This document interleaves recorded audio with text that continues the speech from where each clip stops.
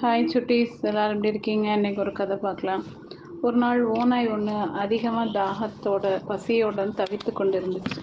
அதனால் அது தண்ணீர் குடிக்க ஒரு ஓடைக்கு அருகில் போச்சு. சிறிது நேரத்தில் ஒரு ஆட்டுக்குட்டி தண்ணீர் குடித்து கொண்டிருந்தது.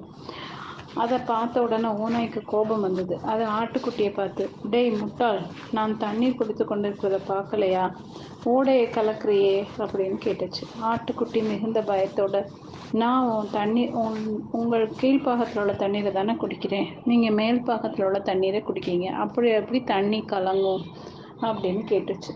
6 மாதத்துக்கு முன்னால் உன் தந்தை இப்படி தான் என்கிட்ட வாயாடினதுக்காக அவரோட தோலை அன்னைக்கே உரிச்சிட்டேன். அதுபோல் உன் தோலையும் உரிச்சாதான் நீ வாயாடுறதை நிப்பாட்டுவ அப்படின்னு கோவமாக சொல்லிச்சு ஓனாய்.